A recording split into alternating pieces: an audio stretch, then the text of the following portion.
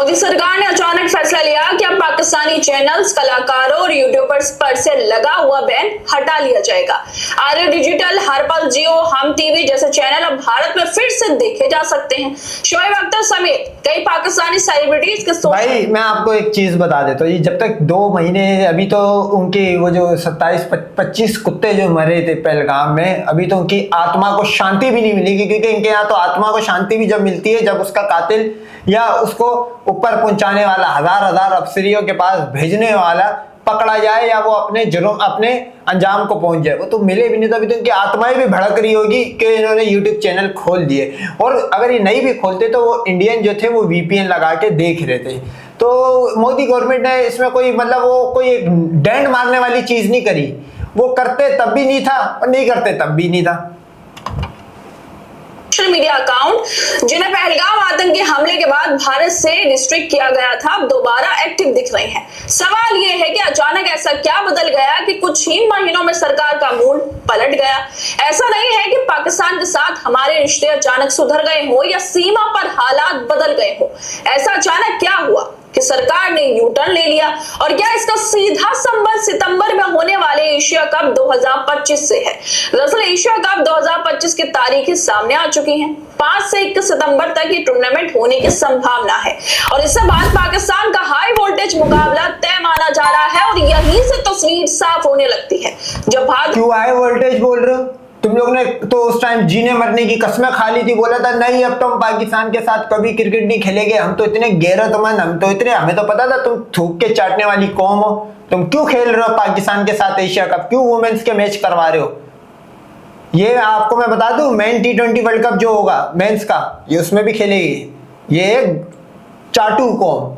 इन्होंने जैसे यूट्यूब और ट्विटर अकाउंट और इंस्टा अकाउंट वापिस अनबैन करे, ये वो भी खेलेंगे। ये गाय का मूत पीने वाली कौम है, ये अपनी बोलावट फौरन चाटने वाली कौम है। ये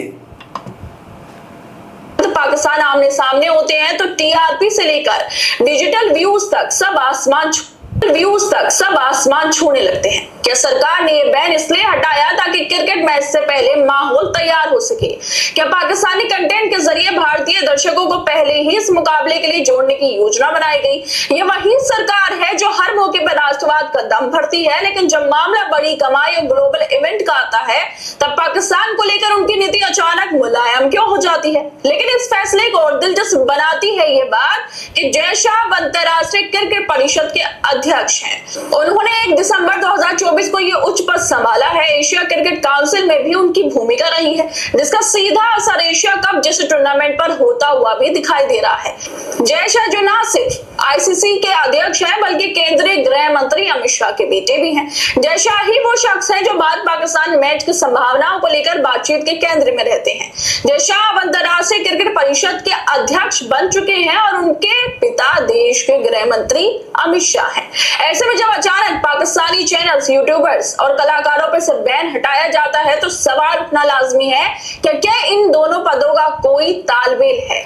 एक तरफ जय शाह ICC के अध्यक्ष के तौर पर एशिया कप जैसे टूर्नामेंट की योजना बना रहे हैं जिसमें भारत पाकिस्तान मैच सबसे ज्यादा आकर्षक होता है, और दूसरी तरफ गृह मंत्रालय की सिफारिशों पर लगे बैन चुपचाप हटा लिए जाते हैं। एक तरफ बेटा अंतरराष्ट्रीय क्रिकेट का सबसे ताकतवर पद संभाल रहा है और दूसरी तरफ पिता भारत की सबसे अहम सुरक्षा एजेंसी के प्रमुख है, गृह मंत्री हैं, जिनकी सहमति के बिना कोई डिजिटल या राष्ट्रीय सुरक्षा से जुड़ा फैसला नहीं हो सकता। तो क्या अब राष्ट्रीय नीतियां क्रिकेटिंग इवेंट्स के मुताबिक तय होंगी?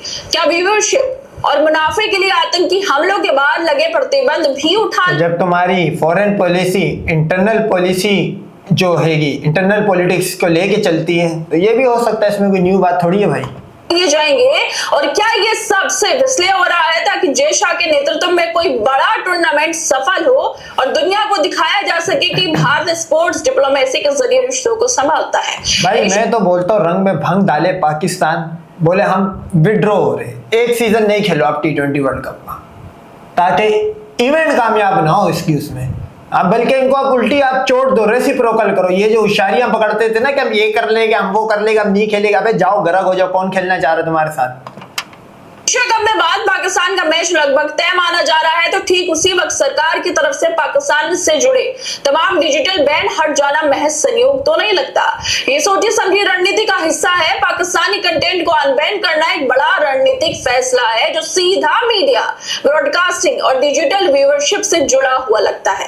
भारत पाकिस्तान का क्रिकेट मैच सिर्फ एक खेल नहीं बल्कि अरबों की कमाई का मौका होता है। विज्ञापन से लेके लाइव स्ट्रीमिंग और टिकटिंग तक ये पूरा खेल चलता है और इस पूरे तंत्र में जय शाह की भूमिका बेहद अहम है। क्या पाकिस्तान से जुड़े बैन हटाकर भारत सरकार और जय शाह मिलकर मैच के माहौल को कमर्शियली फ्रेंडली बना रही है? इस बैन हटने से सबसे ज्यादा फायदा क्रिकेट ब्रॉडकास्टिंग कंपनियां और सोशल मीडिया प्लेटफॉर्म्स को होगा। क्या इसी फायदे को देखते हुए जय शाह ने अपने पापा से, गृह मंत्री से कहा हो कि एशिया कप के दौरान व्यूअरशिप और टीआरपी को बढ़ाने के लिए बैन हटवाए जाए? ये महज सवाल है और अंदाजे हैं जो सोशल मीडिया पे लगातार उठ रहे हैं जय शाह को लेकर। क्या देखो ये T20 वर्ल्ड कप का तो मैं इसलिए नहीं बोल सकता अभी क्योंकि जो क्रिकेटिंग जो व्लॉग्स बनाते थे, जो इंडिया की चाटुकारा करते थे व्यूज लेने के लिए, वो अभी तक बैन है। ये तो जो भी इंटरटेनमेंट वाले चैनल, हम ARY डिजिटल, ये तो उन्होंने वाले चैनल अनब्लॉक करे। जो क्रिकेटिंग व्लॉग्स वाले या क्रिकेटिंग चैनल है वो तभी भी बैन ही है।